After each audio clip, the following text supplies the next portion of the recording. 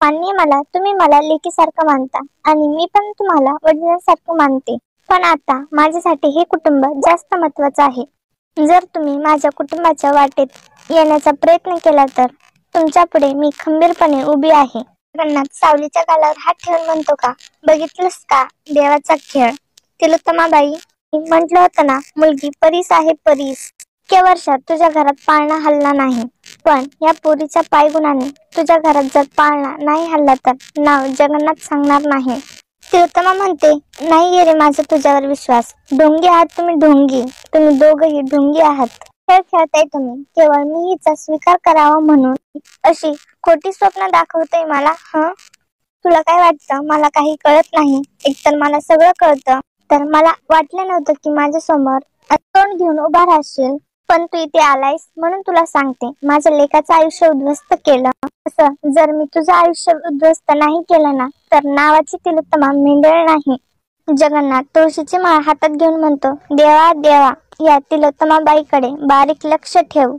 हसतो आणि सावलीच्या तोंडाकडे बघून तिच्या तोंडावरून हात फिरून ते दोघेही तिथून निघून जातात. सारंग पूर्णच खचून गेलेलं असतं. तर इकडे मीडियावाले बातमी करत असतात की सावली मेंढळेने मेंढळ कुटुंबाचं तोंड भरून कौतुक केलं. अस्सल मराठमोळी वेशात सावली मेंढळे यांनी जपली कुटुंबाची परंपरा. सावली मेंढळे यांच्या स्टेटमेंटमुळे कळलं रूपम कॉस्मेटिक वरचं मोठं संकट.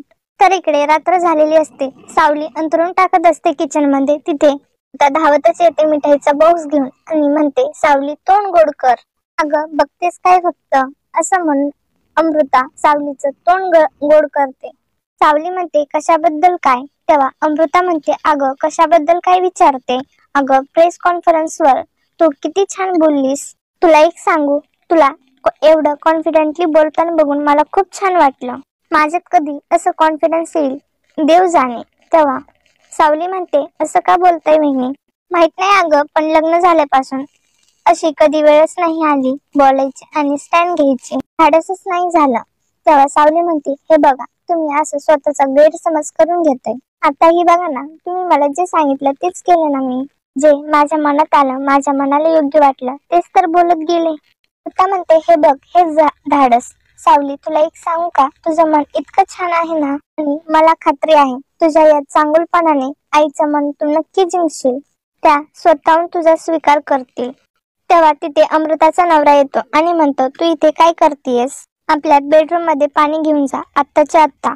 अमृता लगेच आणते म्हणून तिथून निघते. आणि आपला आजचा भाग इथे संपतो. तसेच मालिकेचे पुढील भाग पाहण्यासाठी चॅनलला नक्की सबस्क्राईब करा. धन्यवाद.